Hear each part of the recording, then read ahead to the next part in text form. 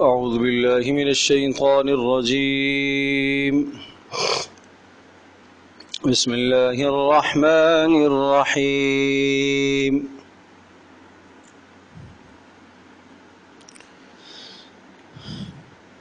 إن عدة الشهور عند الله 12 شهرا في كتاب الله 12 شهرا في كتاب الله يوم خلق السماوات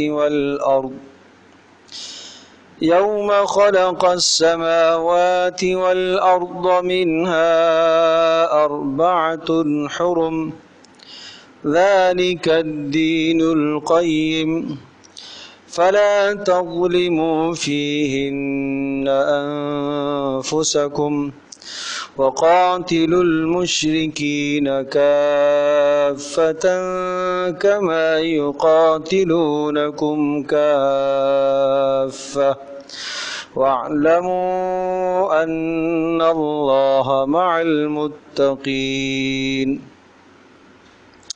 آیت نمبر 36 ہے سورۃ التوبہ کی. ان عدت الشہور عند اللہ 12 شہرا فی کتاب اللہ یوم خلق السماوات والارض. ان بے شک عدت الشہور، عدت تعداد گنتی، الشہور مہینوں کی گنتی، عند اللہ اللہ تبارک تعالیٰ کے یہاں، 12 شہرا، 2 عشرہ 10، 2 اور 10 یعنی 12 مہینے ہے. یہ قمری مہینوں کی تعداد بتلائی جا رہی ہے. فی کتاب اللہ، اللہ کی کتاب میں، یعنی اللہ کے لکھے ہوئے مسودے میں اور شرعی احکام میں.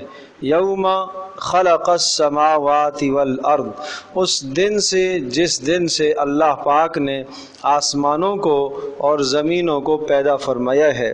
منہا ان مہینوں میں سے 4 حرم، 4 مہینے احترام والے ہیں.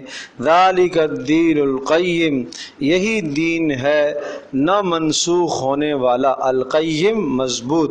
فلا تظلموا فیہن انفسکم، لہذا تم زیادتی نہ کرو، کمی بیشی نہ کرو، فیہن ان مہینوں کے معاملے میں تم زیادتی نہ کرو، انفسکم اپنی ذات پر کسی قسم کی زیادتی نہ کرو. وقاتلوا المشرکین، اور لڑو قتال کرو مشرکوں سے، کافتاً سب مل کر، کما یقاتلونکم جیسا کہ وہ تم سے لڑ رہے ہیں، کافتاً سب کے سب. واعلموا اور سمجھ لو، ان اللہ مع المتقین، بے شک اللہ تبارک تعالی متقیوں کے ساتھ ہے.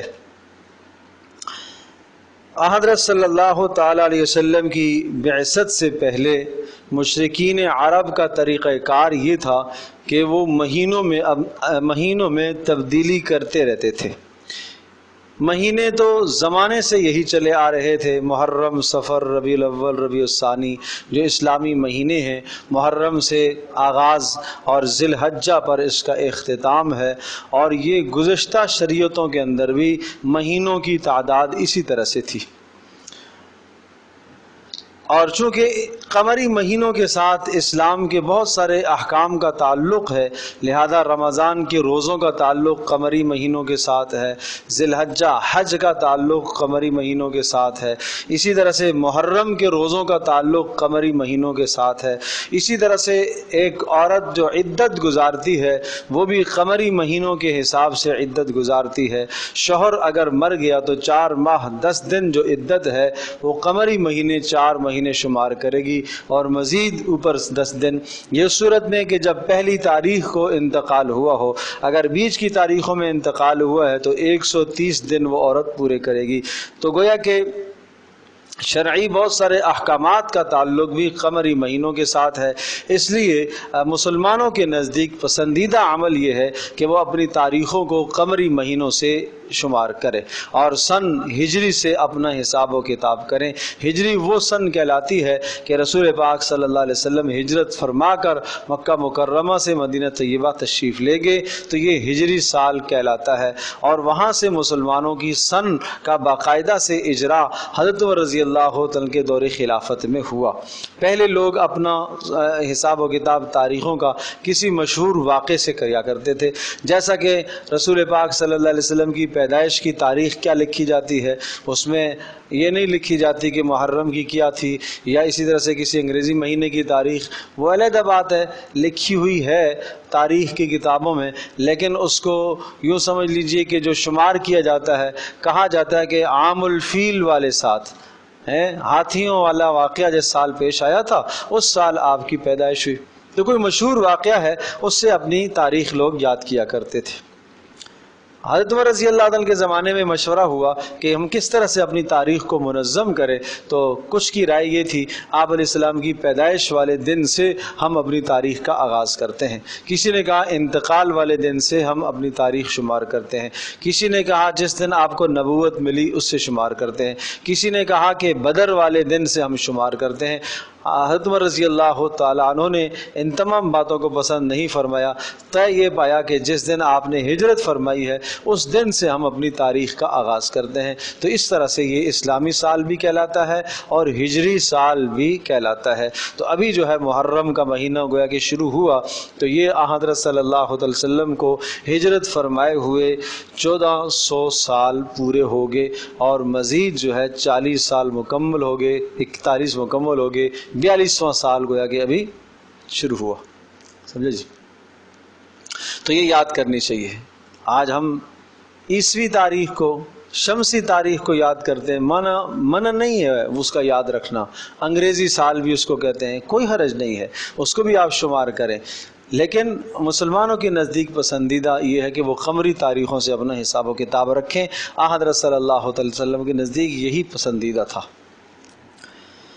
اچھا، بات یہ عرض کر رہا تھا کہ مشرکین نے ان میں تبدیلی کی۔ کیسے تبدیلی کی؟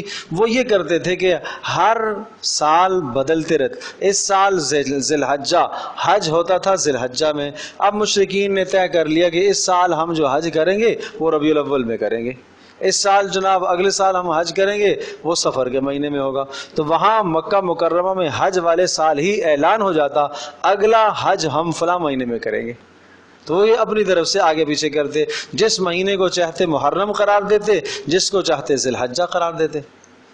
تو جب ہر حج کی فرضیت کا حکم آیا تو پہلے سال آپ علیہ السلام تشریف نہیں لے گئے، 9 ہجری کو حکم آیا، آپ پہلے سال میں آپ نہیں گئے۔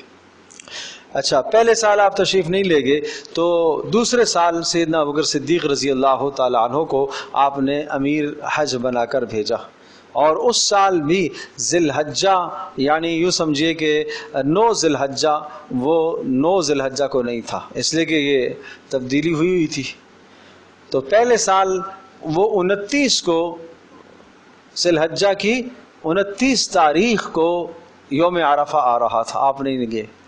دوسرے سال چونکہ 10 سال پیچھے آتا ہے، تو دوسرے سال جو تھا وہ ذی الحجہ کی 19 تاریخ کو یوم عرفہ آ رہا تھا، اس میں بھی آپ نہیں گئے، اور تیسرے سال پھر ذی الحجہ کی 9 کو یوم عرفہ نے آنا تھا، اور یہ گویا کہ یوم عرفہ کب آتا ہے؟ ذی الحجہ کی 9 کو، تو پھر آپ تشریف لے گئے، اور اب آپ نے وہاں اس موقع پر اعلان فرمایا کہ آج کے بعد مہینوں میں کسی قسم کا تغیر اور تبدل نہیں ہوگا، اب مہینوں کی چکی واپس اسی جگہ پر آئی ہے جس طرح سے اللہ نے پیدا فرمایا تھا کہ یوم عرفہ 9 ذی الحجہ کو اب آیا ہے، اب اسی طرح سے رہے گا، اب اس میں کسی قسم کا تغیر اور تبدل کسی کو کرنے کی اجازت نہیں ہے۔ ٹھیک، تو اسی کا بیان ہے ان عدت الشہور، بے شک مہینوں کی تعداد اللہ کے ہاں کتنی ہے؟ 12 شہرن، 12 ماہ فی کتاب اللہ، اللہ کی کتاب میں، اس دن سے جس دن اللہ پاک نے آسمانوں کو زمینوں کو پیدا فرمایا، منہا 4 حرم، ہاں 4 مہینے ایسے ہیں جو قابل احترام ہیں۔ وہ کون سے؟ رجب، ذی قعدہ، ذی الحجہ، محرم، یہ 4 مہینے قابل احترام، اس میں جو ہے قتال نہیں کیا جاتا تھا۔ ذالک الدین القیم، اور یہ دین ہے نہ منسوخ ہونے والا، اب اس میں تغیر نہ کیجیے گا۔ فلا تظلموا فیہن انفسکم، ان مہینوں کے معاملے میں تم ان مہینوں کے حوالے سے ظلم نہ کرنا، انفسکم، اپنی جانوں پر، یعنی ایک تو ان میں تغیر نہیں کرنا ہے، اگر تغیر کرو گے تو اللہ کے احکام کی خلاف ورزی ہے اور یہ اپنے پر ظلم ہے، اور دوسرا اسی طرح سے آپ نے ان میں تغیر نہیں کرنا ہے، یعنی جو قابل احترام مہینے ہیں ان کو قابل احترام رہنے دینا ہے۔ وقاتل المشرکین کافۃ، اور فرمایا کہ اور سب مشرکوں سے تم مل کر قتال کرو، کما یقاتلونکم کافہ، جس طرح سے انہوں نے تم سے قتال کیا۔ آپ کو یاد ہوگا کہ یہ عرض کیا تھا کہ مکہ کے فتح ہونے کی طرف تیاریاں ہیں، تو یہ سمجھایا جا رہا ہے کہ ٹھیک ہے مکہ قابل احترام ہے اور یہ سارے مہینے قابل احترام ہیں، لیکن ان مہینوں کی اگر وہ عزت نہیں کرتے اور پاسداری نہیں کرتے اور وہ تم سے لڑتے ہیں تو تمہیں بھی پھر ہاتھ سے جواب دینا چاہیے، تلوار اٹھانی چاہیے۔ وَاعْلَمُوا أَنَّ اللَّهَ مَعَ الْمُتَّقِينَ، اس بات کو سمجھو کہ اللہ تبارک تعالیٰ کی مدد تقوی داروں کے ساتھ ہوا کرتی ہے، لہٰذا آپ ان کی کثرت سے نہ گھبرانا۔ اللہ کی مدد کس کے ساتھ ہے؟ تقوی والوں کے ساتھ ہیں جی۔ یہاں تقوی والوں سے یہ بھی مراد ہے کہ جو ان مہینوں کے معاملے میں اللہ کے احکام کی رعایت کرتے ہیں، نافرمانیوں سے بچتے ہیں۔ انما النسیء زیادۃ فی الکفر یضل بہ الذین کفروا یحلونہ عاما ویحرمونہ عاما لیواطئوا عدۃ ما حرم اللہ۔ انما النسیء، بے شک مؤخر کر دینا، تاخیر کر دینا، نسی مؤخر کر دینا، زیادۃ فی الکفر، اگر ہم مہینوں کو مؤخر کر دیتے ہیں اور ہم یہ کہتے ہیں کہ جناب ابھی اشہر حرم چل رہے ہیں، مکہ فتح ہو رہا ہے، ان مہینوں کے اندر ہم قتال کو نہیں کریں گے اس لیے کہ احترام والے مہینے ہیں، تو فرمایا اگر تم اس کو مؤخر کر دیتے ہو تو یاد رکھیے کہ ایسا کرنے سے کفر کو تم مزید ڈھیل دو گے۔ ہاں، انما النسیء، بے شک مؤخر کرنا، زیادۃ فی الکفر، یہ کفر کا پھیلانا ہے، یضل بہ الذین کفروا، اس تاخیر کی وجہ سے یضل، گمراہ کیے جائیں گے، الذین کفروا، جنہوں نے کفر کیا۔ ہاں، یحلونہ عاما، جس کو چاہیں گے وہ مہینے کو وہ حلال قرار دیں گے، ویحرمونہ عاما، اور جس مہینے کو چاہیں گے وہ حرام قرار دیں گے، لیواطئوا عدۃ ما حرم اللہ، تاکہ پامال کر دیں اس تعداد کو جس کو اللہ نے حرام قرار دیا ہے، یعنی جن مہینوں کو اللہ نے قابل احترام قرار دیا ہے تاکہ ان کی تعداد کو وہ پامال کر دیں، لہٰذا پھر یہ کریں گے فیحل ما حرم اللہ، جن چیزوں کو، جن مہینوں کو اللہ نے قابل احترام قرار دیا ان کو یہ حلال کر دیں گے، یعنی ان میں لڑنا۔ زین لہم سوء اعمالہم، ان کے اعمال مزین کر دیے گئے ہیں، واللہ لا یہدی القوم الکافرین، اللہ تبارک تعالیٰ ایسے کافروں کو ہدایت نہیں دیا کرتا کہ وہ کوئی صحیح رہنمائی پائیں۔ یا ایہا الذین آمنوا ما لکم اذا قیل لکم انفروا فی سبیل اللہ ثاقلتم الی الارض۔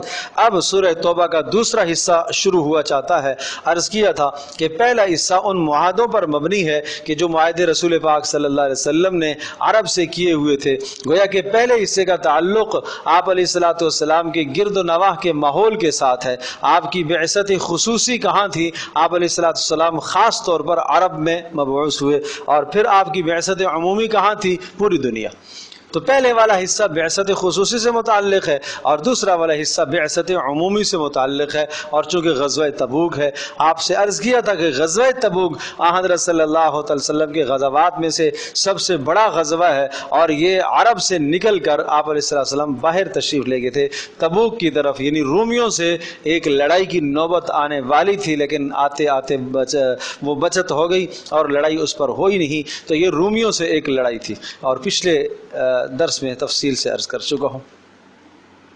تو اب اس کا بیان ہے دوسرا حصہ، یعنی غزوہ تبوک کے معاملات، اور ساتھ ساتھ منافقوں کو سخت تنبیہات ہیں کہ منافق لوگ ہر جگہ پر اسلام کو نقصان پہنچاتے ہیں چھپ چھپا کر۔ یا ایھا الذین آمنو، اے ایمان والو، ما لکم اذا قیل لکم، کیا ہوا تمہیں، اذا قیل، جب تم سے کہا گیا، لکم، تم سے، انفروا فی سبیل اللہ، نکلو اللہ کی راہ میں، یعنی غزوہ تبوک میں نکلنے کا اذن عام تھا، سب کو نکلنے کا حکم تھا، اور اس سے پہلے جتنے بھی غزوات تھے اس میں یہ ہوتا تھا کہ آپ علیہ الصلوۃ والسلام حکم دیتے تھے، اور آپ علیہ الصلوۃ والسلام کو جس طرف جانا ہوتا تھا اس سے مخالف راستے آپ پوچھا کرتے تھے، تاکہ کسی کو شبہ نہ ہو اور تاکہ کوئی جاسوسی نہ ہو جائے، مخبری نہ ہو جائے کہ آپ علیہ الصلوۃ والسلام فلاں جگہ تشریف لے جا رہے ہیں۔ اس بات کو کافروں سے چھپایا جاتا تھا۔ اگر آپ علیہ السلام کا سفر مشرق کا ہوتا تھا تو آپ مغرب کے راستے پوچھتے تھے، مغرب کا ہوتا تھا تو مشرق کے راستے پوچھتے تھے لوگوں سے، پہلے سے حالات کے وجہ سے، بھئی فلاں جگہ راستہ کہاں سے جاتا ہے، کیسے جاتے ہیں، تو اس طرح سے خبریں پوچھتے تھے۔ لوگ سمجھتے تھے کہ آپ کو ادھر جانا ہے، حالانکہ سفر دوسری طرف کا ہوتا تھا۔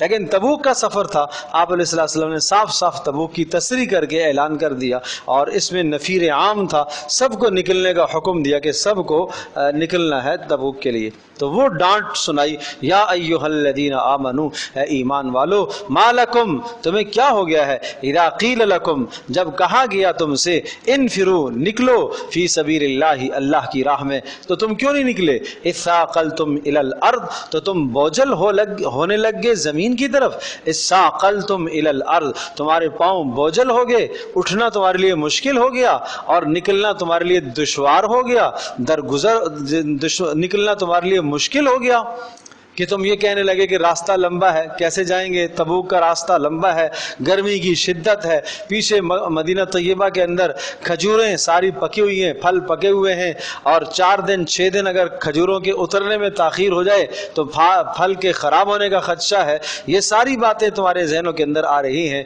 اور تمہارے پاؤں نکلنے کے لیے بوجھل ہو رہے ہیں۔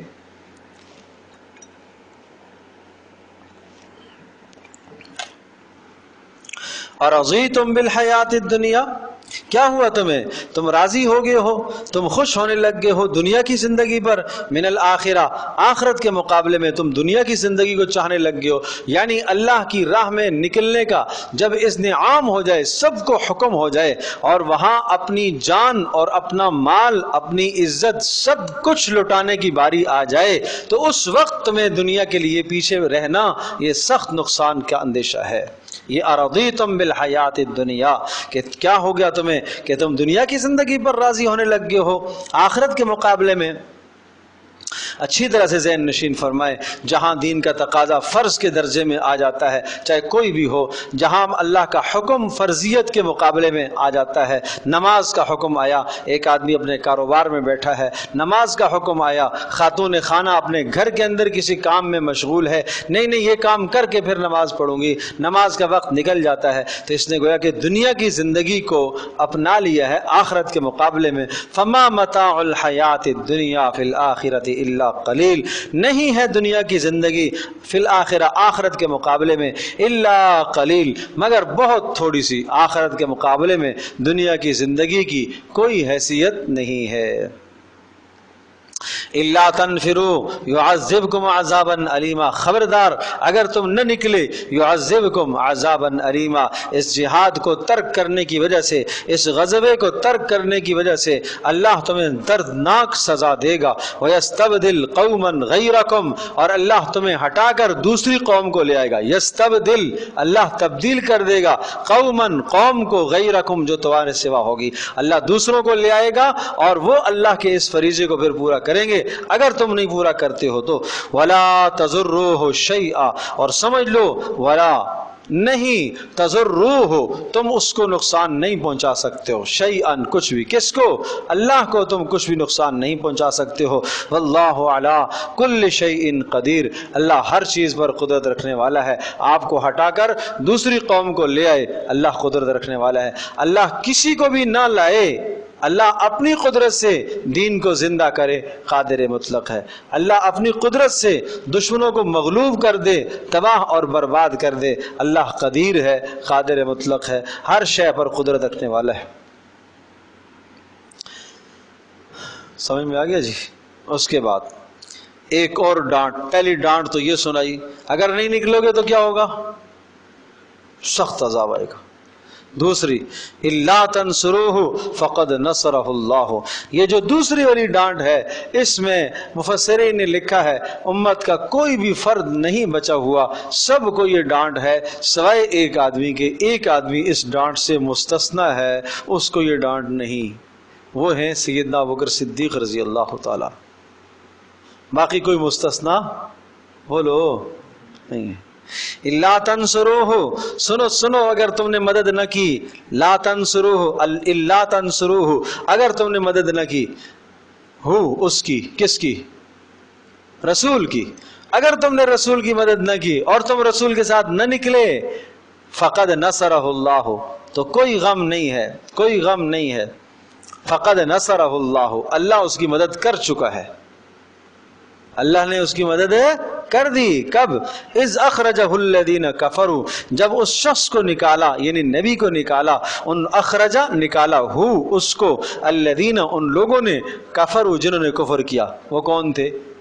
مشرکین عرب جنہوں نے نکالا، قریش. ثانی اثنین، دو کا دوسرا تھا یہ نبی، دو کا دوسرا تھا، دو آدمی تھے اور ان کا دوسرا نبی، ایک اور ایک یہ نبی. اذ ہما فی الغار، جب یہ دونوں کے دونوں غار میں تھے، غار ثور. اذ یقول لصاحبہ، جب یہ کہہ رہا تھا، یہ رسول کہہ رہا تھا لصاحبہ اپنے ساتھی کو. سبحان اللہ، یہ اضافت نبی کی ہے ابوبکر صدیق. صاحبہ اپنے ساتھی سے نبی کہہ رہا تھا، وہ ساتھی کون تھا؟ ابوبکر صدیق رضی اللہ تعالی. لا تحزن، غم نہ کیجئے، ان اللہ معنا، اللہ ہمارے ساتھ ہے. سیدنا ابوبکر صدیق رضی اللہ تعالیٰ عنہ، یہ اس وقت کی بات ہے، یہ اشارہ ہے آپ علیہ الصلوۃ والسلام نے جب ہجرت فرمائی، مکہ مکرمہ سے آپ نکلے اور رات کو ابوبکر صدیق کے گھر میں آئے اور کہا کہ اللہ کی طرف سے اب مجھے ہجرت کا حکم ہے اور آپ میرے ساتھ ہوں گے. پہلے سے اندازہ یہی تھا اور دو سواریاں تیار کر کے رکھی ہوئی تھی. ابوبکر صدیق رضی اللہ تعالیٰ عنہ نے دو اونٹنیاں تیار کر کے رکھی تھی اس سفر کے لیے، اور آج وہ وقت آ گیا. رات ہی کو اپنے بستر پر حضرت علی کو سلایا، لوگوں کی امانتیں تھیں، وہ امانتیں سپرد فرما دیں اور خود نکل گئے، اور مشرکین نے احاطہ کر لیا آپ علیہ السلام کے گھر کا. اور آج آخری منصوبہ تھا نبی کو قتل کرنے کا، معاذ اللہ ثم معاذ اللہ. اور پہلے جتنے منصوبے تھے اللہ نے وہ بھی خاک میں ملائے. یہ آخری منصوبہ اور آخری حربہ انہوں نے سوچا تھا کہ سب قبائل مل کر یک بار حملہ کریں گے تاکہ کسی پر قصاص نہ آئے. کوئی 100 کے لگ بھگ یا بعض نے کہا 300 کے لگ بھگ افراد جمع تھے آپ کے گھر کا احاطہ کیے ہوئے. رات کو آپ اٹھے اور آپ علیہ السلام نے ایک مٹی کچھ مٹھی آپ لی ہاتھ میں اور آپ نے کافروں کی طرف یوں پھینکی، شاہت الوجوہ، شاہت الوجوہ، اللہ تمہارے چہرے سیاہ کرے، کالے کرے. اور وہ ہر کافر کی آنکھ میں جا کے مٹی پڑی، وہ آنکھیں ملتا رہ گیا، آپ بیچ سے نکل گئے.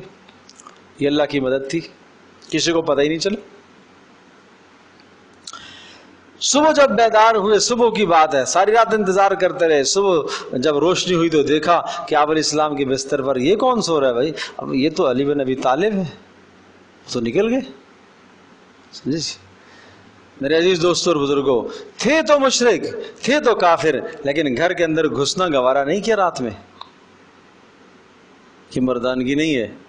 گھر کے اندر گھسنا، لٹیرے ڈکیت، یہ کام بہت بدترین سمجھے جاتے تھے. وہاں پر اندر نہیں گھسے، انتظار کرتے رہے، باہر نکلیں گے پھر ماریں گے، پھر قتل کریں گے. اور پھر بات دوسری بات کہ جو مطلوب تھا وہ نکل گیا. علی کو کچھ نہیں کہا، لڑائی ان سے نہیں ہے، ان سے. آج کا کوئی ماحول، تم کیوں سوئے ہو، آپ نے کیوں ان کی مدد کی ہے، کیوں ساتھ دیا ہے، چلو وہ بھی رگڑے میں آ گئے. نہیں، اب صبح ہوئی تو جناب آپ علیہ السلام تو نکل گئے. اب پتہ چلا کہ وہ تو جا چکے ہیں. ابوبکر صدیق کا پتہ کرو، وہ بھی نہیں ہے بھائی، بس یہ تو دونوں ساتھ ہی گئے ہوں گے. چلو کہاں گئے ہوں گے؟ مدینہ میں گئے ہوں گے. جو مدینہ کا راستہ تھا، معروف راستہ، وہ آپ نے چھوڑ دیا تھا. معروف راستے کو چھوڑ کر غیر معروف، غیر مشہور راستے سے آپ تشریف لے گئے. سمجھے؟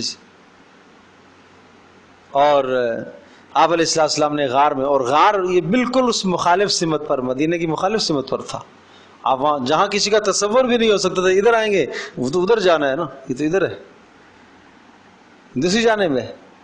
آپ علیہ السلام وہاں غار میں تشریف لے گئے۔ سیدنا ابوبکر صدیق رضی اللہ تعالیٰ عنہ، بڑا اونچا غار ہے، وہاں جو ہے چڑھنا بھی ایک مشکل مرحلہ ہے اور کافی طویل وقت لگتا ہے اوپر چڑھتے چڑھتے، اور کئی ایسے مقام آئے کہ آپ علیہ السلام نے ابوبکر صدیق رضی اللہ تعالیٰ عنہ نے آپ کو اٹھایا اپنے کندھے پر اور وہ سفر طے کیا۔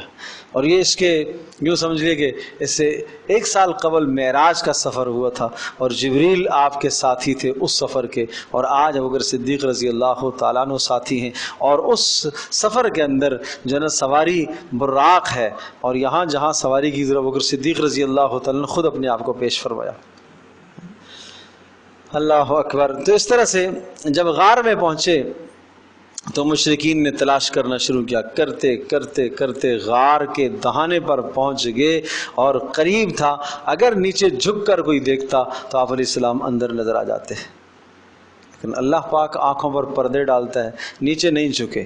دیکھا تو غار کے باہر مکڑی کا جالا تنا ہوا ہے، خیال یوں آیا کہ اگر کوئی اندر داخل ہوتا تو جالا ٹوٹا ہوا ہوتا، جیسے جالا قائم ہے، مکڑی کا جالا تو اتنا کچا پورا جالے سے پیک ہوئی ہوئی ہے، تو یہ اللہ پاک نے بعد میں اس کو حکم دیا۔ مکڑی بھی تو اللہ کی مخلوق ہے، اور اللہ پاک نے دکھایا ہے کہ تمہارے منصوبوں کو اللہ نے خاک میں ملا دیا، ناکام کر دیا ایک مکڑی کمزور مخلوق کے ذریعے سے۔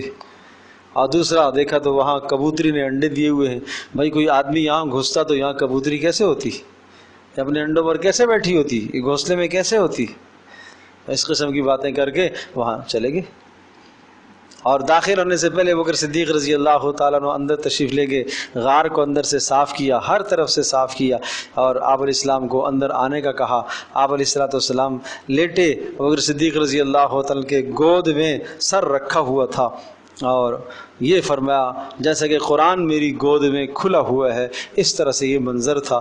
جی بھر کر زیارت کی، جی بھر کر دیکھا رسول پاک صلی اللہ علیہ وسلم کے چہرہ انور کو، ایک سوراخ باقی تھا، اس میں اپنا پیر رکھا، انگوٹھا، سانپ نے آ کے ڈھسا، اور اتنا زہریلا اور تیز ڈھسا کہ تکلیف ہوئی، اور پسینے آ گئے، اور آنکھوں سے آنسو بھی بہہ پڑے، اور وہ پسینے اور آنسو آپ کے چہرے پر جب گرے تو آپ بیدار ہو گئے۔ کیا ہوا؟ یہ سانپ نے ڈسا ہے۔ آپ علیہ السلام نے اپنا لعاب دہن، اپنا تھوک مبارک لگایا تو وہ ایسا ہو گیا جیسا کہ کوئی زخم تھا ہی نہیں، فوری ٹھیک ہو گیا۔ اور اسی طرح سے پھر دیکھا کہ اچانک کافر سامنے آ گئے۔ 3 دن آپ علیہ السلام وہاں غار میں رہے، اور کافر جو ہے وہ سامنے آئے، اور جب انہوں نے دیکھا کہ ابوبکر صدیق نے کہا کہ اب تو ہم پکڑے گئے، اور ان کو جو خدشہ تھا ابوبکر صدیق کو، وہ اپنا نہیں، نبی علیہ السلام کا خدشہ تھا کہ یہاں اگر ہمیں کافروں نے دیکھ لیا، یہ مجمع کثیر ہے، یہ تو ہمیں مار دیں گے، قتل کر دیں گے۔ تو اس پر کہا لا تحزن ان اللہ معنا، آپ غم نہ کریں، اللہ ہمارے ساتھ ہے۔ کس نے کہا؟ نبی علیہ السلام نے۔ اب الفاظ کو دیکھیں، الا تنصروہ، اگر تم نے مدد نہ کی اس کی نبی کی، فقد نصرہ اللہ، اس کی مدد کر چکا ہے اللہ پاک۔ اذ اخرجہ الذین کفروا، جب نکالا اس کو نبی کو ان لوگوں نے جنہوں نے کفر کیا تھا، ثانی اثنین، اور وہ دو کا دوسرا تھا رسول، اذ ہما فی الغار، جب یہ دونوں غار میں تھے، اذ یقول لصاحبہ، جب یہ کہہ رہے تھے اپنے ساتھی سے، لا تحزن، آپ غم نہ کیجئے، ان اللہ معنا، اللہ ہمارے ساتھ ہے۔ اے ابوبکر آپ غم نہ کیجئے، اللہ ہمارے ساتھ ہے۔ تو جب اللہ ہمارے ساتھ ہے تو اللہ ہماری مدد کرے گا۔ پھر کیا ہوا؟ فَأَنزَلَ اللَّهُ سَكِينَتَهُ، اللہ نے اتار دیا اپنی رحمت کو، سکینہ اللہ نے اتارا ہے اپنی طرف سے رحمت کو، علیہ، اس پر، کس پر؟ ابوبکر صدیق پر اطمینان اتار دیا۔ اس جملے کے بعد پریشان آدمی ہوتا ہے نا، تو کوئی تسلی کا کلمہ مل جاتا ہے تو آدمی کو سکون آ جاتا ہے۔ وَأَيَّدَهُ بِجُنُودٍ لَمْ تَرَوْهَا، اور اللہ تبارک تعالیٰ نے مدد کی ان کی ایسی لشکر سے، لم تروها، کہ جس کو تم نہیں دیکھ سکتے تھے۔ وَجَعَلَ كَلِمَةَ الَّذِينَ كَفَرُوا السُّفْلَىٰ، اور وَجَعَلَ، اور کر دیا، كَلِمَةَ الَّذِينَ، کلمہ تدبیر الذین کفروا، ان لوگوں کی جنہوں نے کفر کیا، ان کی تدبیر کو اللہ نے کر دیا، السفلا، سفلا کہتے ہیں نیچے، ناکام کر دیا اس تدبیر کو. وَكَلِمَةُ اللَّهِ هِيَ الْعُلْيَا، اور اللہ کی تدبیر تو وہی غالب ہے. اللہ کی تدبیر کیا ہے؟ غالب ہے. آج اللہ کی تدبیر اور اللہ کا طریقہ غالب آ کر رہا. واللہ عزیز حکیم، اللہ تبارک و تعالی خوب غلبے والا ہے اور حکمت والا ہے. اللہ نے فرشتوں کو اتار دیا حفاظت کے لیے، اور پیچھے نا وَأَيَّدَهُ بِجُنُودٍ لَّمْ تَرَوْهَا. واللہ عزیز حکیم، اور اللہ تبارک و تعالی غلبے والا ہے، بغیر فرشتوں کے اتارے بھی مدد کر سکتا ہے، اور حکیم اور اس کی حکمت کا تقاضا ہے، اس لیے اس نے فرشتوں کو اتارا. انفروا خفافا وثقالا، اب ترغیب آئی ہے قتال اور جہاد فی سبیل اللہ کی. انفروا، نکلو، خفافا وثقالا، خفافا ہلکے ہو تب بھی نکلو، ثقالاً بوجھل ہو تب بھی نکلو. مطلب ہے کہ آسائش کا زمانہ ہے تب بھی نکلو، مشقت کا زمانہ ہے تب بھی نکلو. ایک معنی تو یہ ہے. آسائش کا زمانہ ہے کہ نکلنے کے اسباب سارے وافر موجود ہیں تمہارے پاس، تب بھی نکلنا ہے. نکلنے کے اسباب نہیں ہیں، جب بھی نکلو اللہ کی ذات پر بھروسہ کر کے، اللہ تمہاری مدد کرے گا. اور ایک معنی یہ ہے خفافاً، جوانی میں ہو تب بھی اللہ کے احکام کو پورا کرو اور نکلو.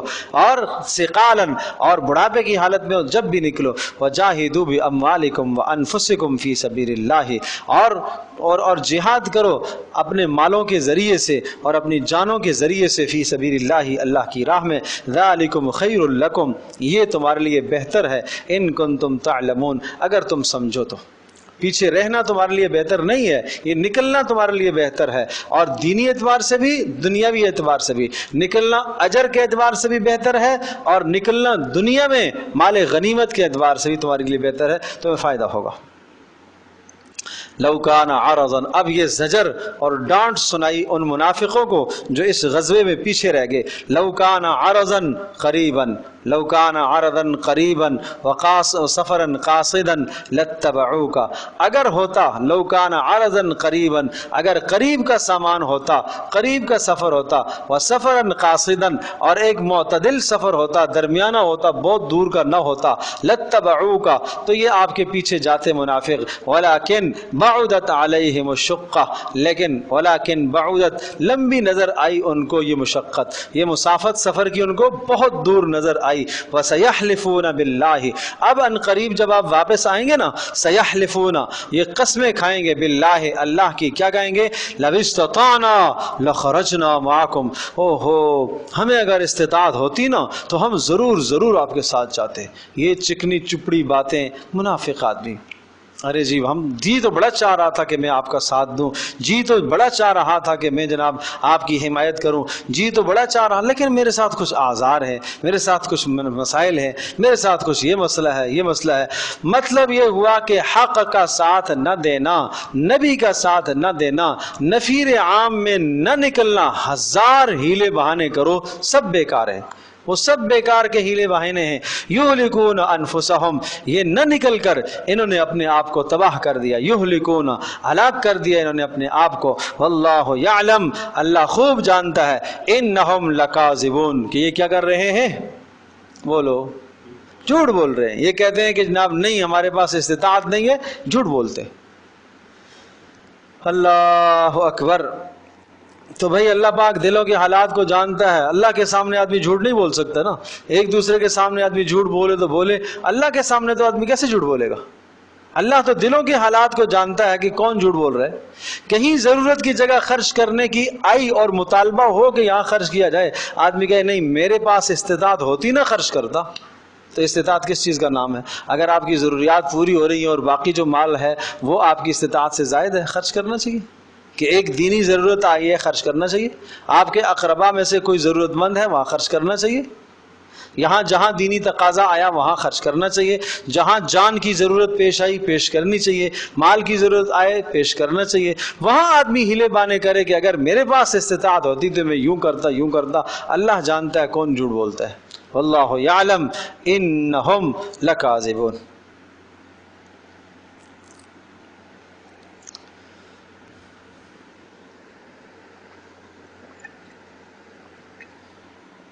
عفا اللہ عنک، منافقوں کی سستی، غزوہ تبوک میں منافقوں کی سستی. نمبر 2 اسلام کے خلاف سازشیں اس رکوع کے اندر جو چیزیں. نمبر 3 مسلمانوں پر مشقت آنے کی وجہ سے خوش ہونا، منافقوں کا خوش ہونا، شماتت.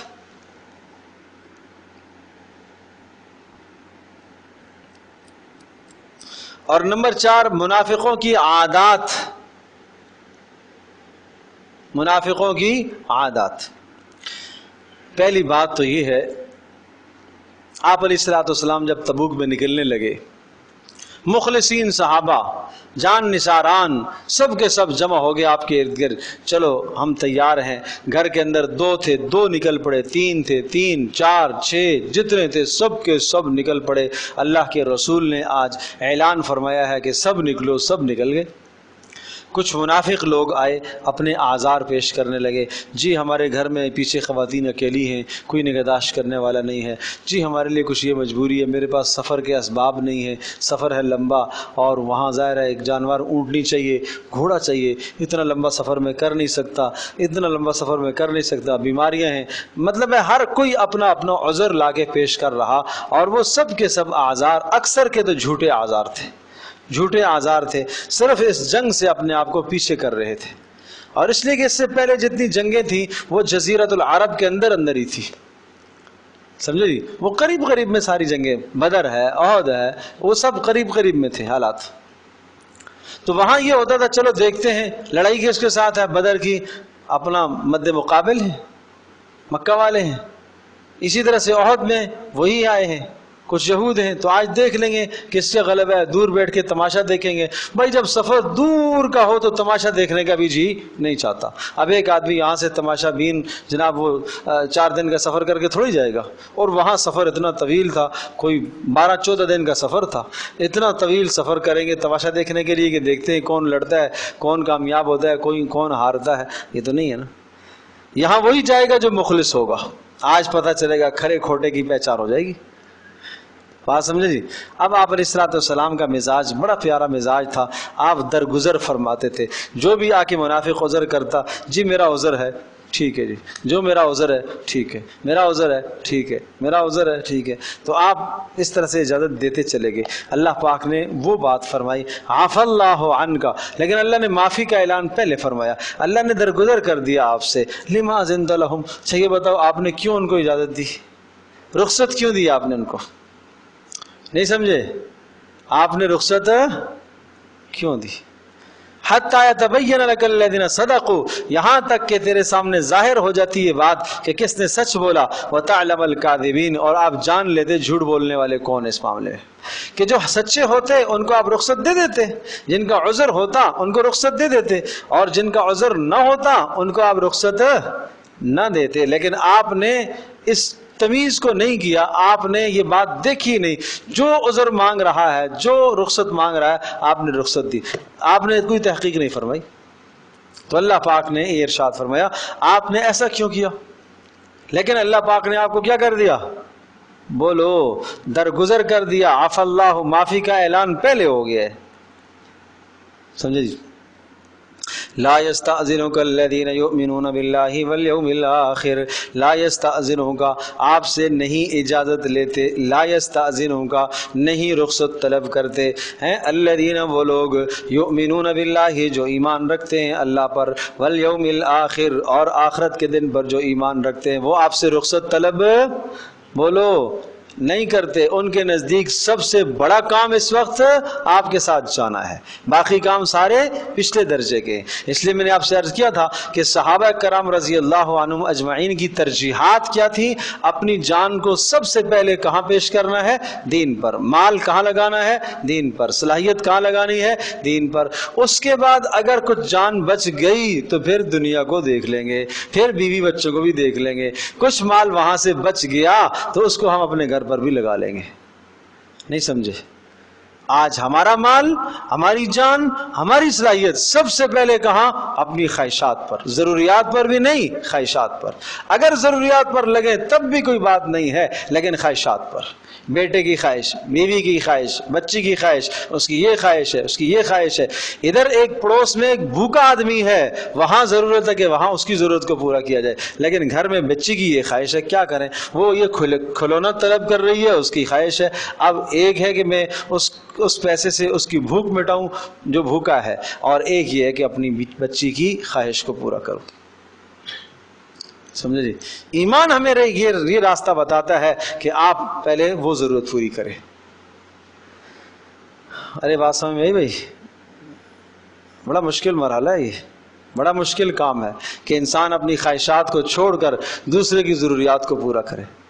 مسئلہ یہ ہے ہمیں اپنی خواہش نہیں نظر آتی، وہ ہمیں اپنی ضرورت نظر آتی ہے۔ ہم کہتے ہیں کیا کروں جی، بچے ہیں نا، کیا کریں، یہ بھی تو پورا کرنا میری ذمہ داری ہے۔ بھائی کرو پورا، لیکن خواہش مت پوری کرو نا۔ خواہش کے مقابلے میں اگر ضرورت کا ٹکراؤ آ جائے تو کس کو ترجیح دینی چاہیے؟ ارے ضرورت کو۔ یہ ہے بات۔ سنا نہیں عبداللہ ابن مبارک رحمۃ اللہ علیہ سفر حج میں تشریف لے جا رہے تھے، اور راستے میں جاتے جاتے ایک منظر انہیں نظر آیا کہ ایک خاندان انتہائی غریب فقیر بھوک سے بلبلا رہے، اور ایک بچی کو انہوں نے دیکھا کہ اس نے کچرا کنڈی سے کچھ مرا ہوا جانور، مرغی یا اس طرح کا کوئی جانور، وہ اس نے اٹھایا اور وہ لے کے بھاگی۔ انہوں نے پیچھے پتہ کیا، پتہ چلا کہ 3 دن سے اس گھر میں فاقہ ہے، کھانے کو کچھ نہیں۔ سمجھے؟ تو عبداللہ ابن مبارک رحمۃ اللہ علیہ نے فرمایا کہ بھائی چلو اس پیسے سے ان کی ضرورت کو پورا کرو۔ جی تو ہمارا چاہ رہا ہے کہ ہمیں جانا چاہیے حج کے لیے، ہم لیکن پہلے جا چکے ہیں، فرض حج ادا ہو چکا ہے، اب ہماری چاہت ہے نفلی حج ہے، اس نفل کے مقابلے میں یہ ضرورت ہے، اس ضرورت کو ہمیں پہلے پورا کرنا ہے۔ آج مسلمان اس بات کو سمجھے نا۔ اللہ اکبر۔ تو ہر چیز کی اپنی فضیلت ہے، اپنی، اس کا یہ معنی بھی ہرگز نہیں ہے کہ جب حج کا موقع آئے تو ہم اسی فضا کو ہموار کریں۔ اور آج کل ایسا ہوتا ہے، قربانی کا سیزن آتا ہے، جی اتنی قربانیوں کی کیا ضرورت تھی، کسی غریب کی ضرورت کو پورا کرو۔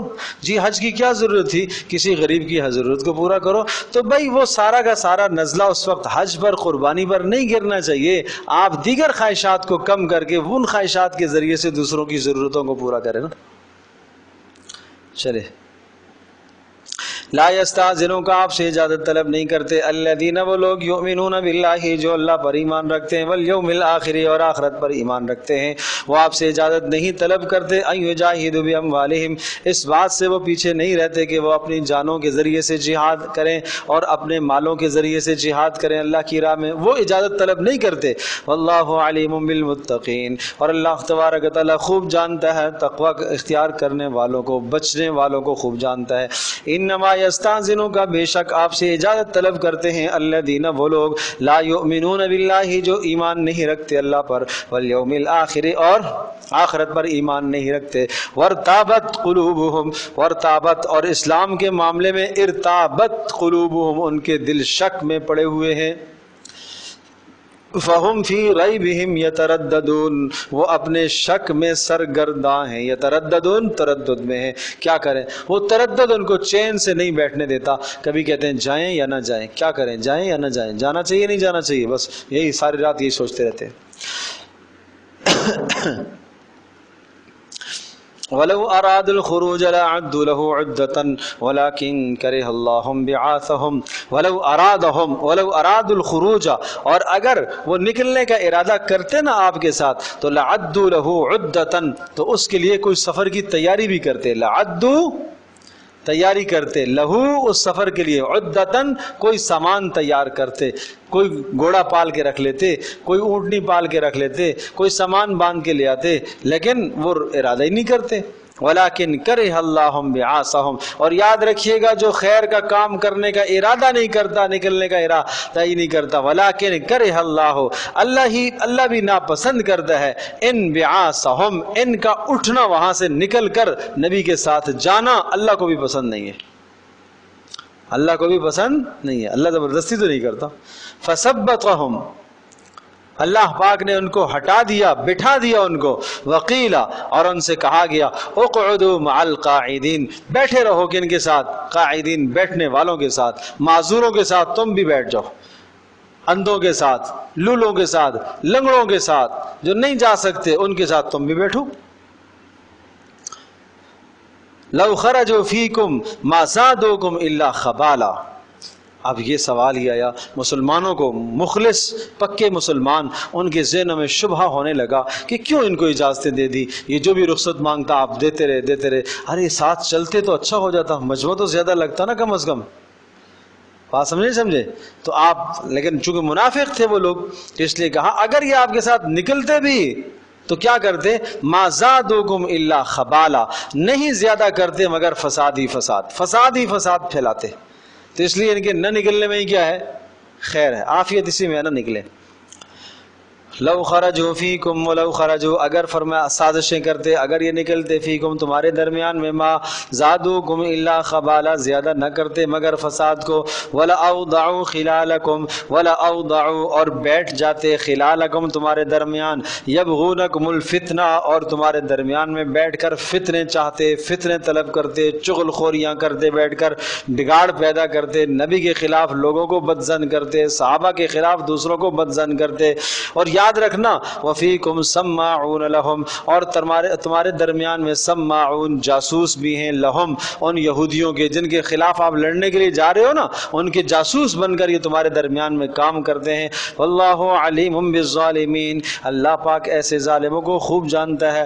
لقد ابتغوا الفتنة من قبل، یقیناً لقد ابتغوا، یہ چاہ چکے ہیں، یہ تلاش کر چکے ہیں، ابتغوا تلاش کر چکے ہیں، الفتنة فساد کو، من قبل اس سے پہلے بھی جنگوں کے اندر انہوں نے فتنے کیے ہیں، اسی قسم کے فتنے کرتے رہے، رسول کی مخالفت کرتے رہے. وقلبوا لك الامور، اور اسی طرح سے معاملات انہوں نے پلٹ دیے. ایسا بھی رہا ہے کہ جنگ فتح ہوتے ہوتے شکست میں انہوں نے بدل ڈالی، ایسا کیا ہے. حتی جاء الحق، یہاں کہ اللہ کا فیصلہ آیا، وظہر امر اللہ، اور اللہ کا فیصلہ غالب آیا، وہم کارہون، یہ دل میں ناپسند کرتے تھے مسلمانوں کی فتح، کیا کرتے تھے؟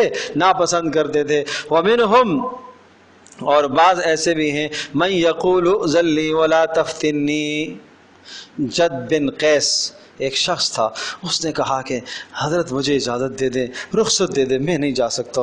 بھائی کیوں نہیں جا سکتے ہو؟ اب میں نے سنا کہ وہاں رومیوں کی لڑکیاں جو ہے وہ بڑی حسین و خوبصورت ہوتی ہیں، اور میں ایک جوان آدمی ہوں، مجھے ڈر لگتا ہے کہ کسی میں فتنے میں نہ مبتلا ہو جاؤ، لہٰذا مجھے ڈر لگتا ہے میرا ایمان نہ خراب ہو جائے. نہیں سمجھے جی؟ مجھے کیا ڈر لگ رہا ہے؟ میرا ایمان نہ برباد ہو جائے. تو یا منافق تھا، جھوٹے عذر کیے اس نے. اور اس نے کہا نا یہ منافق ایک بڑا منصوبہ، بڑا حربہ لے کے آیا، اور دینی حربہ لے کے آیا ہے کہ اصل میں اس لیے نہیں جانا چاہ رہا ہوں کہ کہیں ایسا نہ میرا ایمان خراب ہو جائے. جہاں پردہ کرنے کی جگہ ہے وہاں پردہ کرتا نہیں ہے، جہاں نظر نیچی رکھنے کی جگہ ہے وہاں رکھتا نہیں ہے. سمجھے جی؟ اور دین کے دوسرے حکم سے بچنے کے لیے اس کو لا کر عذر پیش کر رہا ہے. وَمِنْهُمْ مَنْ يَقُولُ، اور ان میں سے بعض یوں کہتے تھے اِذِن لِّی، ہے مجھے اجازت دے دے، وَلَا تَفْتِنِّی، اور مجھے فتنے میں مبتلا نہ کرو، کہیں ایسا نہ میرا ایمان خراب ہو جائے. اللہ نے کیا کہا؟ أَلَا فِي الْفِتْنَةِ سَقَطُوا، سنو فتنے میں گر گئے. یہ نبی کی بات سے پیچھے رہنا، نبی کے حکم سے پیچھے رہنا، یہ کیا ہو گیا؟ بولو، فتنے میں گر گیا. کیا بچا اب؟ وَإِنَّ جَهَنَّمَ لَمُحِيطَةٌ بِالْكَافِرِينَ، اور جہنم نے تو کافروں کا احاطہ کیا ہوا ہے.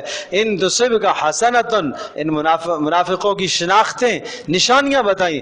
ان تصبک حسنۃ، حال یہ ہے کہ اگر اے نبی آپ کو کوئی اچھائی پہنچتی ہے، یعنی فتح ملتی ہے، تسؤہم، تو ان کے چہرے کالے پڑ جاتے ہیں، یہ کیا ہو گیا. وَإِن تصبک مصیبۃ، اور اگر آپ کو کوئی مصیبت پہنچتی ہے، فَيَقُولُوا قد اخذنا امرنا من قبل، کیا کہتے ہیں؟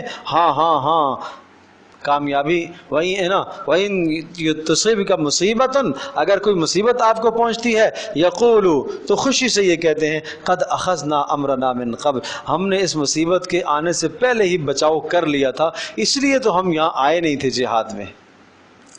بات سمجھے نہیں سمجھے؟ اس لیے تو ہم آئے نہیں تھی.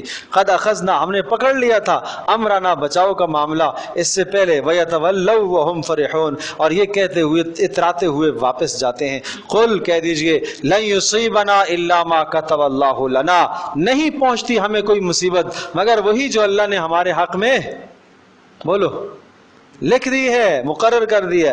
ہوا مولانا اللہ ہی ہماری مدد کرنے والا ہے. وعلی اللہ فلیتوکل المؤمنون ہمیں بھروسہ کس پر کرنا چاہیے؟ صرف اور صرف اللہ ہی پر. علی اللہ اللہ ہی پر. فلیتوکل المؤمنون ایمان والوں کو بھروسہ کرنا چاہیے. قل کہہ دیجئے هل تربصون اب یہ مسلمانوں کے حوالے سے انتظار میں رہتے تھے. دیکھتے ہیں بھائی آج گئے ہوئے ہیں کیا ہوتا ہے، خبریں لیتے رہتے تھے. شکست ہوتی ہے یا فتح ہوتی ہے؟ نہیں سمجھے؟ قل کہہ دیجئے هل تربصون کیا اے منافقو تم انتظار کرتے ہو بنا ہمارے بارے میں الا احدى الحسنيين دو اچھی چیزوں میں سے ایک کا انتظار تمہیں رہتا ہی ہے. دیکھو ہمارے لیے دونوں اچھی چیزیں ہیں. اگر ہم مغلوب ہو گئے مارے گئے تو شہادت یہ بھی ہمارے لیے اچھی ہے، اور اگر ہم کیا واپس فاتحانہ انداز میں آ گئے تو بھی ہمارے لیے کیا ہے؟ اچھی ہے. تو ان دونوں میں سے ایک کا تمہیں انتظار رہتا ہی رہتا ہے. ہم مرتے ہیں تو تب بھی تم کیا ہوتے ہو؟ بولو خوش ہوتے ہو. اور اگر ہم فتح پاتے ہیں غلبہ پاتے ہیں ظاہر میں تم خوش ہوتے ہو، مال حاصل کرنے کے لیے مال غنیمت بٹورنے کے لیے تم خوش ہوتے ہو.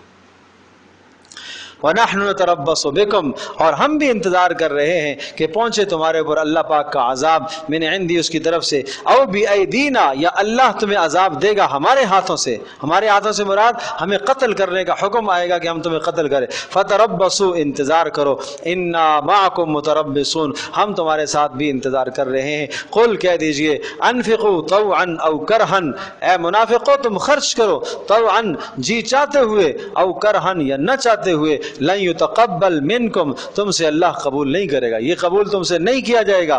انکم کنتم قوما فاسقین اس لیے کہ تم حد سے نکلنے والے ہو اور ایسوں کے صدقات اللہ قبول نہیں کرتا. وما منعهم ان تقبل منهم نفقاتهم کیوں ان کے نفقات قبول نہیں کیے جاتے، ان کے صدقے کیوں نہیں قبول ہوتے؟ پتہ چلا کہ ایسے بد کرداروں کے صدقے بھی قبول اللہ نہیں کیا کرتا. جو حق کی مخالفت کرتے ہیں ان کے صدقات بھی قبول نہیں ہوتے. دیکھو وما منعهم اور کوئی رکاوٹ نہیں ہے ان کے لیے ان تقبل منهم نفقاتهم کہ ان کے نفقات کو قبول کیا جائے، ان کے صدقوں کو قبول کیا جائے. رکاوٹ کیا ہے؟ اس لیے نہیں قبول کیے جاتے.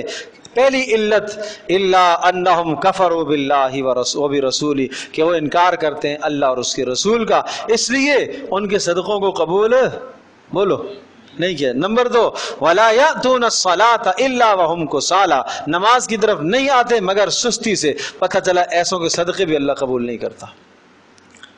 فریضے کو جب تم ادا نہیں کرو گے تو تمہارا صدقہ کیسے قبول ہوگا؟ فرضیت ذمے سے ادا ہو جاتی ہے، زکوٰۃ کے فرض ہونا ذمے سے ادا ہو گیا، لیکن اس صدقے پر جو مرتب ہونے والا اجر ہے وہ تمہیں نہیں ملے گا. آج حدیث ہم پڑھتے ہیں کہ صدقہ بلاؤں کو ٹالتا ہے، ہم صدقہ کرتے ہیں نہیں ٹلتی بلا. کیوں؟ نماز چھوڑتے ہو اس لیے. فجر کی نماز رہتی ہے تمہاری اس لیے. جو نماز میں سستی کرتے ہیں ایسوں کے صدقات قبول نہیں ہوتے. ولا ينفقون الا وهم كارهون اور فرمایا یہ خرچ بھی کرتے ہیں نا تو وہ خرچ بھی کس طرح سے کرتے ہیں؟ ناپسندیدگی کے ساتھ. تو ایسوں کے صدقے تھوڑے اللہ قبول کرے گا. فلا تعجبك اموالهم ولا اولادهم اے نبی آپ کو تعجب میں نہ ڈالے ان کے مال اور ان کی اولادیں. آج یہ بڑے صاحب مال ہیں دنیا کے اندر، آج ان کا بڑا چرچا ہے، عروج ہے، اور ان کے بیٹے ہیں آگے پیچھے گھومنے والے، اور بڑا پروٹوکول ہے، خشم خدم چوکیداروں کا، نوکروں کا، غلاموں کا پروٹوکول ہے. نہیں نہیں نہیں یہ باتیں تمہیں تعجب میں نہ ڈالیں. انما یرید اللہ چاہتا ہے لیعذبهم بها اللہ ان دنیا کے مالوں کے ذریعے سے انہیں عذاب دے فی الحیات الدنیا دنیا کی زندگی میں. تو یہ جو مال کی فراوانی ہے ان پر یہ عذاب کی شکل ہے. یہ کس کی شکل ہے؟ عذاب کی. اگر مال کی فراوانی کے ساتھ انسان اللہ کا باغی ہے تو یہ عذاب اس کے لیے مال اس کے لیے عذاب کی شکل ہے. وَتَزْهَقَ أَنفُسُهُمْ وَهُمْ كَافِرُونَ اور دوسرا یہ وَتَزْهَقَ أَنفُسُهُمْ اور جب ان کی جانیں نکلے گی، تزحق جب نکلے گی، انفسہم ان کی جانیں، نفسوں سے جانیں نکلے گی، روحیں نکلے گی، وَهُمْ كَافِرُونَ تو یہ کیا ہوں گے؟ انکاری ہوں گے. مطلب ہے کہ خاتمہ ان کا کس پر ہوگا؟ کفر پر خاتمہ ہوگا۔ اگلی بات سنو، وَيَحْلِفُونَ بِاللَّهِ إِنَّهُمْ لَمِنْكُمْ، اور ان کا دعویٰ ایمان کا ہے اور یہ قسمیں کھاتے ہیں إِنَّهُمْ لَمِنْكُمْ کہ وہ تمہارے ساتھ ہیں، یہ مسلمان ہیں، وَمَا هُمْ مِنْكُمْ سنو وہ تمہارے نہیں ہیں، وَلَكِنَّهُمْ قَوْمٌ يَفْرَقُونَ وہ ایسے ہیں، دو معنی ہیں یفرقون، وہ ڈر کی وجہ سے تمہارے ساتھ رہ رہے ہیں، ان کو کافروں سے بھی ڈر لگتا ہے، ادھر بھی گٹھ جوڑ کرتے ہیں، اور تمہارے سے بھی ڈر لگتا ہے، تمہارے ساتھ بھی کیا کرتے ہیں؟ گٹھ جوڑ کرتے ہیں۔ ایک معنی تو یہ ہے یفرقون، جو دونوں طرف کیا ہے؟ صلح کرنے کی کوشش کرتے ہیں۔ دوسرا معنی وَلَكِنَّهُمْ قَوْمٌ يَفْرَقُونَ وہ مخالفت کرتے ہیں آپ کی، سامنے آ کر آمنا جی حضور کہتے ہیں۔ لو یجدون ملجأن حال ان کا یہ ہے، لو یجدون اگر یہ پائیں، ملجأن کوئی پناہ کی جگہ، او مغارات یا کوئی غار، او مدخلن یا کوئی چھوٹا سا سر لکانے کی جگہ، ارے بات سمجھے جی، سر چھپانے کی جگہ، مدخل سر چھپانے کی جگہ بھی پائیں نا، لولوا الیہ اس کی طرف بھاگتے ہیں۔ میدان جنگ سے کہیں بھی ان کو کوئی سراغ مل جائے، کوئی عذر مل جائے صحیح پیچھے رہنے کا، لولوا وہم یجمحون تو رسیاں توڑ کے یجمحون داخل ہو رہے ہوتے ہیں اس سراغ کی طرف، اس پناہ کی جگہ کی طرف۔ ومنہم من یلمزک فی الصدقات اور ان میں سے بعض ایسے بھی ہیں، ایک نے آ کر کہا، آپ علیہ السلام نے مال تقسیم کیا تو ایک شخص کہنے لگا نہیں نہیں نہیں یہ تقسیم حق والی نہیں ہے بھائی، ایک منافق کہنے لگا کہ جناب یہ تقسیم انصاف کی نہیں ہے۔ آپ نے ارشاد فرمایا اللہ کے بندے اگر میں نہ انصاف کروں تو کون انصاف کرے گا؟ وہ انصاف کیوں نہیں ہے؟ اس لیے کہ اس کو نہیں ملا۔ آج ہمارے پاس بھی انصاف کا معیار کیا ہے؟ اگر میری حمایت میں بات ہے تو یہ انصاف ہے، اور اگر میری خلاف بات ہے تو پھر کیا ہے؟ بولو بھائی انصاف نہیں ہے، میں جو چاہوں کروں۔ اگر ایک آدمی قرآن مجید کو بھی، قرآن کی آیت کو بھی، حدیث کو بھی 100% صریح میرے خلاف لے آتا ہے کہ ہاں بھائی میں نے غلط کام کیا ہے، وہ مجھے بتاتا ہے، تو یہاں کیا صورتحال ہے؟ آدمی اس کا انکاری بن جاتا ہے، نہیں بھائی یہ انصاف کا فیصلہ تھوڑا ہی ہے۔ اور اگر فیصلہ ہمارے حمایت میں ہو جائے، ہمارے حق میں ہو جائے، چاہے ظالمانہ فیصلہ ہو، تو ہم کیا کہتے ہیں؟ یہ بڑا اچھا فیصلہ کیا اس نے۔ بات سمجھے جی؟ تو اس لیے انصاف کا معیار آج یہ ہے کہ میرے حق میں فیصلہ ہوا ہے تو انصاف، میرے حق میں نہیں ہوا تو کوئی انصاف نہیں ہے، یہ ہے غلطی۔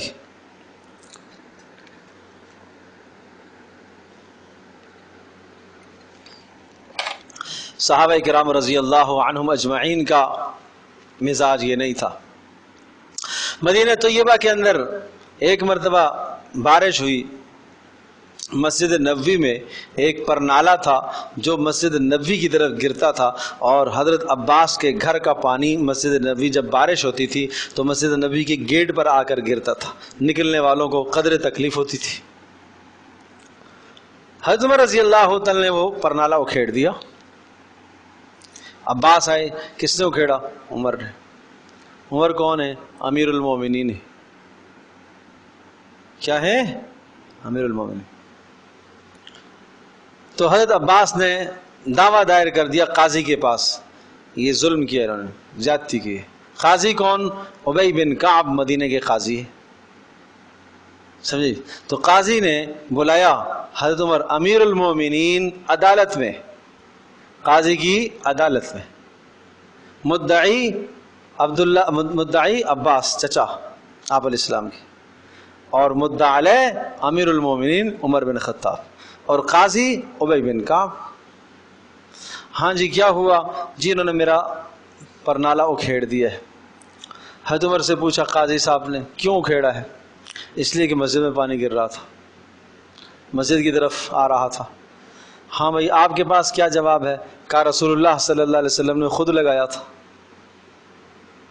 آپ علیہ السلام نے خود لگایا تھا۔ اچھا کوئی گواہ ہے آپ علیہ السلام نے خود لگایا تھا؟ ہاں گواہ ہے، 2 انصار لے آئے، 2 انصار لے آئے، اور انہوں نے آ کر یہ گواہی دی کہ ہاں رسول پاک صلی اللہ تعالی وسلم نے یہ پرنالہ خود لگایا تھا، اور نبی علیہ الصلوۃ والسلام میری پیٹھ پر کھڑے ہوئے تھے اور کھڑے ہو کر یہ لگایا تھا۔ بات سمجھے جی؟ تو حضرت عمر رضی اللہ تعالیٰ سے پوچھا آپ کچھ کہہ سکیں گے؟ کہا نہیں، میرا قصور ہے، میں یہی کہوں گا میری غلطی ہے، سمجھے جی؟ لہٰذا میں چلتا ہوں، میں وہاں کھڑا ہوتا ہوں اور عباس میرے کندھے پر چڑھے اور اس کو واپس لگا لیں۔ اس کو کہتے ہیں انصاف۔ یہ نہیں کہا کہ بھائی تمہیں ضرورت کیسے ہوئی میرے خلاف فیصلہ کرنے کی، میرا دور اقتدار ہے، میری حکومت ہے، خلافت ہے، کیسے تمہیں فیصلہ کر دیا؟ نہیں، بات سمجھے جی؟ اور عباس رضی اللہ تعالی عنہ بھی قربان جاؤں رسول اکرم صلی اللہ علیہ وسلم کے چچا، میری کیا مجال کہ آپ میری پشت پر کھڑے ہو، میری کیا مجال ہے، آپ میری کمر پر کھڑے ہو، آپ نے کھیڑ دیا، اب میں اس گھر کو مسلمانوں کے لیے وقف کرتا ہوں، توسیع کر کے مسلمانوں کو دے دیا جائے، مسجد کی توسیع کی جائے، جس طرح سے آپ چاہیں کریں۔ اس کو کہتے ہیں انصاف، سمجھے؟ تو بس یہ انصاف کے قصے آج ہماری کتابوں میں تو رہ گئے، لیکن آج ہمارے عمل میں نہیں، ہماری زندگی میں نہیں۔ تو میرا عزیز دوستوں اور بزرگوں اور ماں اور بہنوں، اپنی ذات سے عدل شروع کرو، اپنی ذات سے انصاف شروع کرو، اپنے آپ کے ساتھ انصاف، اپنی اولادوں کے ساتھ انصاف کیا کرو، مت اولادوں کے ساتھ ظلم کیا کرو، دو بیٹوں کے درمیان میں انصاف کرو، دو بیٹیوں کے درمیان میں انصاف کرو، عدل کرو، بیٹی اور بہو کے درمیان میں عدل کیا کرو، انصاف کیا کرو، سمجھے جی؟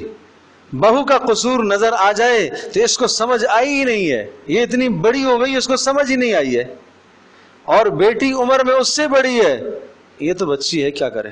اس کا قصور آ جائے تو کیا جواب آتا ہے؟ جی یہ تو بچی ہے ابھی۔ تو اپنی بیٹی کا قصور نہ نظر آئے اور دوسرے کی بیٹی کا قصور نظر آئے، یہ انصاف کہاں ہے؟ اس لیے گھر اجڑ جاتے ہیں، آج گھر تباہ ہو جاتے ہیں، اس لیے کہ انصاف نہیں ہے۔ اپنی بیٹی کے لیے الگ زاویہ ہے، بہو کے لیے الگ زاویہ ہے، اپنے بیٹے کے لیے الگ ہے، داماد کے لیے الگ زاویہ ہے۔ تو عدل و انصاف کسی اور چیز کا نام ہے، انصاف کرو۔ آپ نے صاف صاف فرمایا اپنی اولادوں کے درمیان میں بھی انصاف کیا کرو، بچوں کے درمیان میں انصاف، بچیوں کے درمیان میں انصاف، عطا کے اندر، دینے کے اندر۔ اگر آپ نے آج بیٹے کو کوئی چیز دی ہے تو اتنی آپ بیٹی کو بھی دیں۔ یہاں تک کہ فقہا نے لکھا ہے کہ اگر دنیا کے اندر آپ اپنے جائیداد کو سب کو آپ بانٹنا چاہتے ہیں تو آپ بیٹے اور بیٹیوں کو برابر دیں، اس لیے کہ یہ عطیہ ہے آپ کی طرف سے۔ میراث تو مرنے کے بعد تقسیم ہوتی ہے، وہ ورثاء تقسیم کریں گے، لیکن آپ زندگی میں دینا چاہتے ہیں، بیٹے بیٹیوں کو برابر کر دیں۔ یہ ہے عدل، یہ ہے عدل، اس کو کہتے ہیں انصاف۔ تو اس کا خیال کیا کرو بھائی، ہے کونوا قوامین بالقسط شہداء للہ ولو علی انفسکم او الوالدین والاقربین۔ صاف انصاف کی بات کیا کرو، چاہے اپنے خلاف آ جائے، اپنے ماں باپ کے خلاف آ جائے، قرابت داروں کے خلاف آ جائے، انصاف کی بات کیا کرو، حق کی بات کیا کرو بھائی۔ تو اللہ سے مانگا کرو، اے اللہ ہمیں حق بولنے، سننے، سمجھنے کی توفیق عطا فرما۔ اللہم ارنا الحق حقا وارزقنا اتباعہ۔ اے اللہ حق ہمارے سامنے واضح فرما اور اس کی اتباع کی توفیق عطا فرما۔ وارنا الباطل باطلا وارزقنا اجتنابہ، اور باطل کو ہمارے سامنے واضح فرما اور اس سے بچنے کی توفیق عطا فرما۔ یہ ابو الاسلام کی دعاؤں میں ایک دعا ہے۔ تو اس لیے اپنی زندگی میں اعتدال پیدا کرو، اعتدال پیدا کرو، انصاف پیدا کرو۔ تو کیا الزام لگایا؟ نبی پر الزام لگا رہا ہے، یہ کون سی انصاف کی تقسیم ہے؟ اس لیے کہ مجھے حصہ بولو نہیں ملا۔ تو پتہ چلا کہ نبی بھی اس قسم کے الزامات سے مبرہ نہیں رہا، لوگوں نے اس پر بھی الزام لگائے۔ تو آج اگر کسی صاحب دین پر، کسی عالم دین پر، کسی اللہ والے پر اگر کوئی اس قسم کا الزام لگتا ہے تو حقیقت دیکھا کرو، غور کیا کرو، ذرا سی بات پر بدگمان مت ہو جایا کرو۔ وَمِنْهُمْ مَنْ يَلْمِزُكَ فِي الصَّدَقَاتِ، اور بعض ایسے ہیں کہ جو آپ پر الزام لگاتے ہیں۔ وَمِنْهُمْ مَنْ يَلْمِزُكَ، جو کیا کرتے ہیں؟ تہمتیں لگاتے ہیں آپ پر، فِي الصَّدَقَاتِ، کس کے بارے میں؟ صدقات کی تقسیم کے بارے میں۔ فَإِنْ أُعْطُوا مِنْهَا رَضُوا، اور اگر ان کو دیا جائے منہا، اس مال میں سے ان کی مرضی کے مطابق، رضو، تو وہ کیا ہوتے ہیں؟ راضی رہتے ہیں۔ وَإِن لَّمْ يُعْطَوْا، اور اگر نہ دیا جائے منہا اس مال میں سے، اِذَا هُمْ يَسْخَطُونَ، تو وہ کیا کرتے ہیں؟ غصہ کرنے لگتے ہیں۔ اذا ہم یسخطون، وہ کیا کرتے ہیں؟ منہ بنا کر بیٹھ جاتے ہیں، غصہ کرتے ہیں۔ تو اس کے حق میں حمایت میں بات ہوئی تو خوش، اور اگر اس کے حق میں اور حمایت میں بات نہیں ہوئی تو منہ بن جاتا ہے۔ مطلب یہ ہے کہ دین کا کوئی معیار نہیں رکھا ہم نے اپنی خواہش کو مقدم رکھا ہے۔ ہاں وَلَوْ أَنَّهُمْ رَضُوا مَا آتَاهُمُ اللَّهُ وَرَسُولُهُ، اور اگر یہ راضی ہو جاتے جو اللہ اور اس کے رسول نے ان کو دیا ہے، وَقَالُوا، اور یوں کہتے حسبنا اللہ، اللہ ہمارے لیے کافی ہے، اللہ کا دیا ہوا کافی ہے، سَيُؤْتِينَ اللَّهُ مِنْ فَضْلِهِ، کوئی بات نہیں، آج نہیں، پھر اللہ ہمیں اور عطا کرے گا، وَرَسُولُهُ، اور اللہ کا رسول بھی ہمیں پھر عطا کرے گا، إِنَّا إِلَى اللَّهِ رَاغِبُونَ، تو کیا ہے؟ ہم اللہ کی طرف رغبت کرنے والے ہیں، کوئی بات نہیں۔ یوں کہنا چاہیے تھا ان کو، ارے بات سمجھ میں جی، یوں کہنا چاہیے تھا۔ انما الصدقات، اب ہم بتا رہے ہیں آپ کو کہ مصارف کیا ہیں، یہ مال کس پر خرچ ہوتا ہے، یہ اپنی مرضی سے نہیں ہوتا ہے۔ انما الصدقات، صدقے، للفقراء، صدقات سے مراد فرض صدقے، زکوٰۃ بھی ہے، ہیں جی، کفاروں کا مال، صدقۃ الفطر کی اموال، یہ کس کے لیے ہیں؟ للفقراء، فقراء کے لیے۔ فقیر اس کو کہتے ہیں جس کے پاس بقدر کفایت مال ہو، بقدر کفایت، ایک ٹائم 2 ٹائم کا کھانا ہو، یہ فقیر کہلاتا ہے۔ والمساکین، جس کے پاس کچھ بھی نہ ہو، ایک وقت کا کھانا بھی نہ ہو، مسکین کہلاتا ہے۔ یہ ہے مصرف زکوٰۃ کا، یہ ہے مصرف زکوٰۃ کا۔ زکوٰۃ کا مصرف خواہشات کے پورا کرنے کے لیے نہیں ہوتا۔ آپ خواہشات پوری کرو، شادی پہ دے دیتے ہیں جی، اس کی ہر خواہش پوری ہو جائے، بھائی ضرورت کو پورا کرو۔ والمساکین علیہا، اور ان نہیں والعاملین علیہا، اور ان صدقات پر جو مقرر ہیں بیت المال کی جانب سے صدقات کو وصول کرنے کے لیے عاملین مقرر ہوتے تھے۔ پورے شہر کے اندر، پورے ملک میں ایسے افراد مقرر ہوتے تھے جو صاحب مال تاجروں کے پاس سے جا کر کیا کرتے تھے؟ زکوٰۃ کو وصول کر کے لاتے تھے۔ وہ سالانہ جاتے تھے اور چیک کرتے تھے آپ کی کتنی بکریاں ہیں جی، اتنی بکریاں، دیکھتے تھے، شمار کرتے تھے چراگاہ میں جہاں پر بھی کہیں ہوتی، اور ان بکریوں کی کتنی زکوٰۃ آئے گی وہ نکال کے لے آتے تھے، سمجھ۔ اور کس کو ملے گا؟ والمؤلفۃ قلوبہم، اور ان لوگوں کے کہ جن کے دلوں کو جوڑا جاتا ہے، یہ وہ لوگ تھے جو اسلام میں نئے نئے داخل ہوتے تاکہ اسلام کی طرف مانوس رہیں۔ یہ بعد میں حضرت بکر صدیق رضی اللہ تعالی عنہ اور صحابہ کے اجماع سے یہ سلسلہ منسوخ ہے کہ اب اللہ پاک نے اسلام کو تقویت دی ہے، مؤلفۃ القلوب کا حصہ منسوخ ہے۔ وفر رقاب، اور اسی طرح سے گردنیں چھڑانے میں زکوٰۃ کا مال دیں گے، گردنیں چھڑانے، غلام کو آزاد کرنے میں، ٹھیک ہے جی۔ والغارمین، مقروض کو دیں گے جو قرض میں مبتلا ہے۔ وفی سبیل اللہ، اور اللہ کی راہ میں جو ہوں ان کو دیں گے۔ فی سبیل اللہ کا مصداق جہاد فی سبیل اللہ، اللہ کی راہ میں مجاہد اور حجاج اور مدارس کے طلبہ، یہ سب کیا ہیں؟ فی سبیل اللہ ہیں، اللہ کی راہ میں۔ وابن السبیل، اور مسافر، یعنی ایک آدمی اپنے مقام پر تو بہت مالدار ہے لیکن سفر میں اس کی کوئی جیب کٹ گئی ہے، ضرورت پیش آ گئی ہے، تو اس کو آپ کیا کر سکتے ہیں؟ زکوٰۃ کا مال دے سکتے ہیں، لیکن وہ بھی ضرورت کے مطابق۔ آج کل تو ظاہر سی بات ہے تحقیق کرنا بھی ضروری ہے، اتنے لوگ آتے ہیں، جیب بھی دکھا رہے ہوتے ہیں، بھائی یہ جیب کٹ گئی، آپ یقین جانیو ڈھکوسلے ہیں۔ جب تھوڑی سی تحقیق کرتا ہوں، حال پوچھتا ہوں، تو پتہ چلتا ہے کہ 2 نمبر آدمی۔ تو اس لیے جانچ پڑتال کر کے دینے چاہیے، تحقیق کر کے دینی چاہیے۔ گھروں پر کہیں دینے کی نوبت آئے، تمہارے پاس کوئی سائل آتا ہے، تھوڑا بہت مال دے دیا، 50 روپیہ 100 روپیہ دے دیا، راستے میں کسی نے کھانے کا سوال کر لیا، بھائی کوشش تو کرو کہ کھانے کا سوال کر رہا ہے، اس کو ہوٹل پر لے جاؤ، ہوٹل والے کو پیسہ دے دو، بھائی یہ اس کو کھانا دلواتا۔ بڑا مال بلا تحقیق کے مت دو، زیادہ مال بلا تحقیق کے مت دو، تحقیق کر کے دیا کرو۔ فریضۃ من اللہ، اللہ تبارک و تعالیٰ کی طرف سے یہ مقرر کردہ فریضہ ہے۔ واللہ علیم حکیم، اور اللہ تبارک و تعالیٰ جاننے والا اور حکمت والا ہے۔